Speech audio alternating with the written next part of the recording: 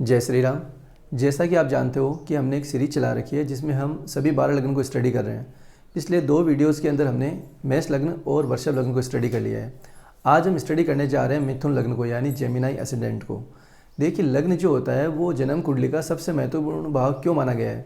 क्योंकि आपका जो लग्न है वो ये रिप्रेजेंट करता है कि आप दिखने में कैसे रहोगे, आपका व्यक्तित्व कैसा रहेगा, कौन सी बातों का आपके ऊपर प्रभाव रहेगा, आपके सोचने समझने की क्षमता कैसी रहेगी। ये सारा जो संपूर्ण जानकारी हम लग्न से देखते हैं, यानी आपकी जो कोर पर्सनैलिटी है वो आपका लग्न है। इसलिए लग्न को बहुत ज़्यादा महत्वपूर्ण माना जाता है। तो इस सीरीज के अंदर हम ये स्टडी कर रहे हैं कि लग्न के अकॉर्डिंग हम कौन कौन सी बातों का पता कर सकते हैं कि कौन से ग्रह आपके मार्केश बनते हैं, कौन से योग कारक हैं, कौन से त्रिकोण के स्वामी हैं, यानी कौन से ग्रहों की दशा में आपको शुभ परिणाम मिलने वाले हैं, कौन सी ग्रह अपनी दशा के अंदर आपको नेगेटिव रिजल्ट देने वाले हैं। इन सारी बातों के ऊपर हम चर्चा करने वाले हैं।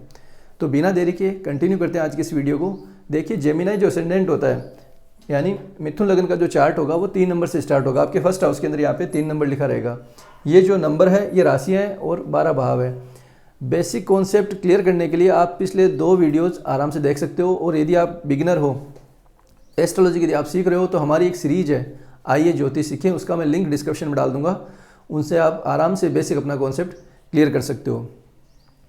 तो इसके अंदर आपको पता लग जाएगा कि केंद्र कौन से हैं, त्रिकोण कौन सा है, मार्ग स्थान कौन सा है, त्रिसडाया कौन सा है, त्रिक भाव कौन सा है। फिर भी मैं इस वीडियो के बीच में आपको समझाने का प्रयास करूंगा। तो सबसे पहले हम देखते हैं कि लग्न के अंदर कितने नंबर की राशि है। 3 नंबर, यानी मिथुन राशि है, जिसके स्वामी बनते हैं बुध। बुध की 2 राशियाँ हैं, एक तो मिथुन और दूसरी है कन्या।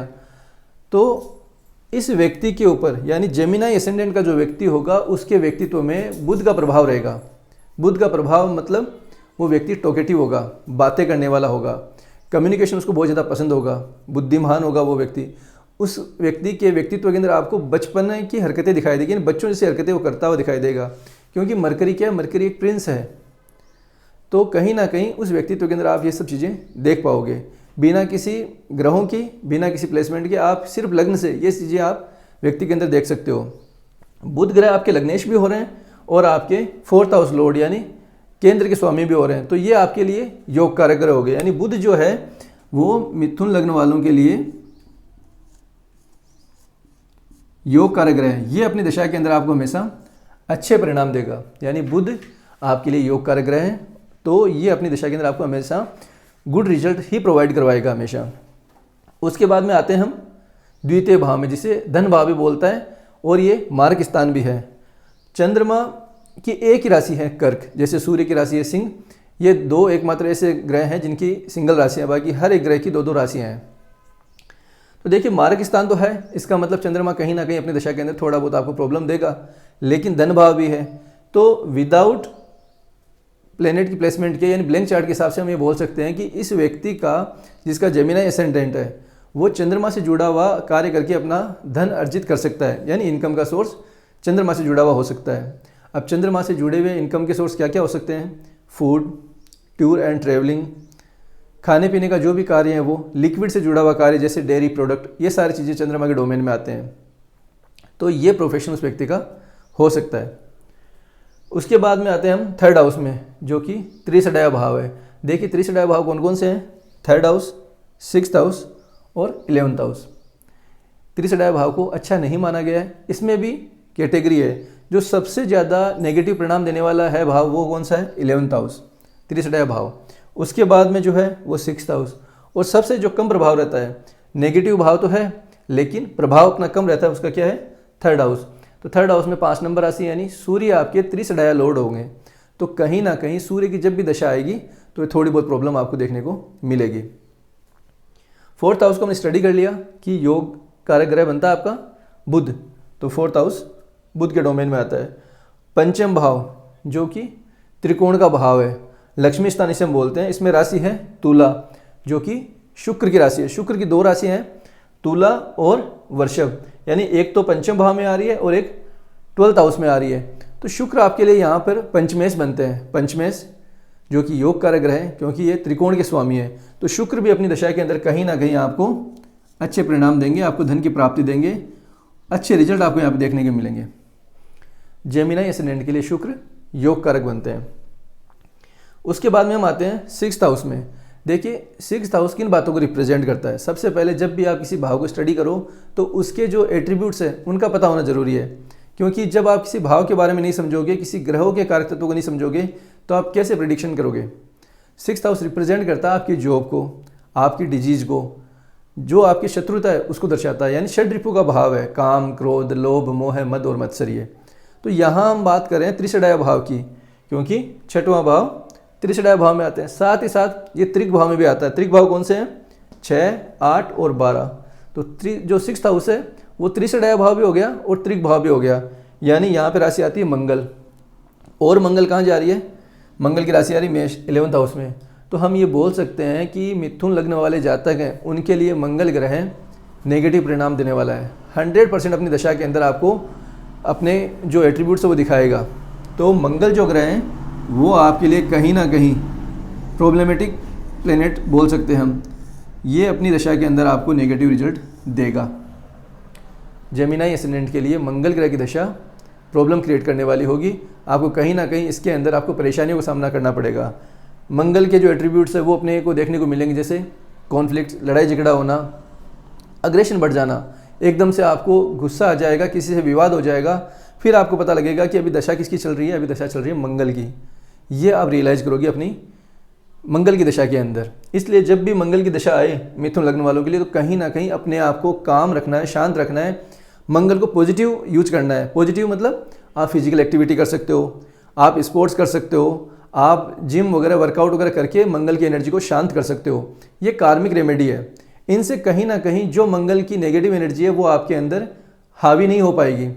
और यदि आप पूजा पाठ में जाते हो तो आप हनुमान चालीसा, सुंदरकांड, ये सब चीज़ें आप कर सकते हो, जिनसे क्या होगा कि मंगल की नेगेटिव एनर्जी कम हो जाएगी और वो जो नेगेटिव दशा है वो आपके आराम से निकल जाएगी।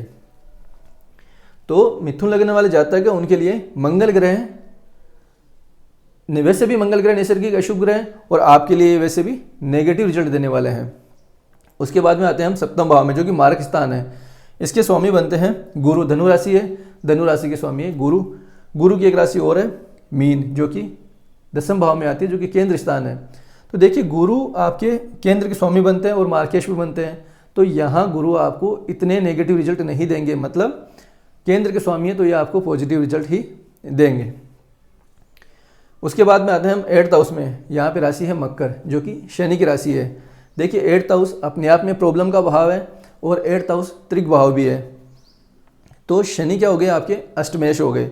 और नवम भाव जो कि त्रिकोण भाव है और त्रिकोण भाव में भी सबसे अच्छा भाव माना गया है। तो शनि यहाँ पे आपके नवमेश भी बनते हैं, यानी आपके जो भाग्येश हैं वो कौन हो गए? शनि हो गए।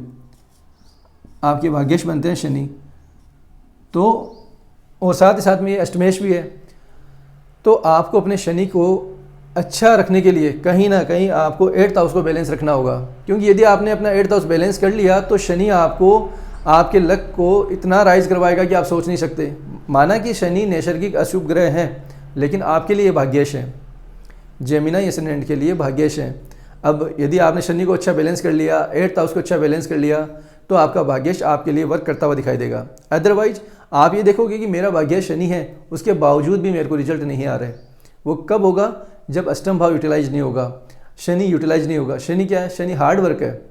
आप लेजी रहोगे तो कहीं ना कहीं शनि वो रिजल्ट आपको नहीं दे पाएगा, क्योंकि फल तभी मिलता है जब व्यक्ति कर्म करता है, और शनि कर्म का कारक है। शनि बोलता है कर्म कीजिए, आप पेशेंस रखिए, ये शनि के कारक तत्व हैं। हार्ड वर्क कीजिए, पेशेंस रखिए, सेवा भाव रखिए, निस्वार्थ होकर काम कीजिए, फिर रिजल्ट देखिए। तो जेमिनाई एसेंडेंट के लिए शनि भाग्येश है, और कैसे यूटिलाइज करना है ये मैंने आपको बताया अभी। 10th हाउस हमने स्टडी कर लिया, 11th हाउस स्टडी कर लिया और 12th हाउस भी हमने स्टडी कर लिया। तो जेमिनाई एसेंडेंट है, यानी मिथुन लग्न के जो जातक हैं उनके लिए जो सबसे शुभ ग्रह है, योग कारक ग्रह, वो कौन सा है? बुध, यानी मरकरी। ये मरकरी आपको हमेशा अपनी दशा के अंदर शुभ परिणाम देगा। और जो सबसे वर्स्ट यानी सबसे नैसर्गिक अशुभ ग्रह जो आपके लिए नेगेटिव रिजल्ट लाएगा वो कौन सा है? मंगल, जिसकी दशा में आपको सतर्क रहना है, सावधान रहना है। बाकी शनि आपके भाग्येश है, तो ये आपके लिए अच्छे रिजल्ट देने वाले हैं, बशर्ते आप इसको अच्छा वर्क पे रखो। शुक्र पंचमेश है, तो शुक्र आपके लिए अच्छे हैं। तो कौन से ग्रह आपके लिए योग कारक हो रहे हैं, कौन से ग्रह की दशा में आपको सतर्क रहना है, ये मैंने आपको समझाया। इसके अलावा इन ग्रहों की जो प्लेसमेंट होती है वो भी इंपॉर्टेंट होती है कि वो प्लेसमेंट भी आपको चेक करनी है कि कौन से ग्रह की प्लेसमेंट कहाँ आ रही है। जब भी आप ब्लैंक चार्ट स्टडी करो तो ये चीज़ें आपको क्लियर होनी चाहिए कि केंद्र के स्वामी कौन से हैं, त्रिकोण के स्वामी कौन से हैं। इसके लिए आपकी राशियों का ज्ञान होना चाहिए, किस राशि के कौन से स्वामी हैं इनका आपको ज्ञान होना चाहिए। इसके लिए आप हमारी जो सीरीज है आइए ज्योतिष सीखें उसके वीडियोज़ आप देखिए, आपके बेसिक सारे कॉन्सेप्ट क्लियर हो जाएंगे कि किस राशि के कौन से स्वामी हैं। जेमिनी असेंडेंट ड्यूल नेचर को रिप्रेजेंट करता है, तो ये व्यक्ति जो होते हैं ड्यूल नेचर के होते हैं। तो कौन सी राशि किस नेचर की है, किस प्रकृति की है, ये सारे कॉन्सेप्ट आपके वहाँ वीडियोज़ में क्लियर हो जाएंगे। तो वो वीडियोज़ आप देखिए जिससे आपके जो बेसिक है फंडामेंटल वो आराम से क्लियर हो जाए।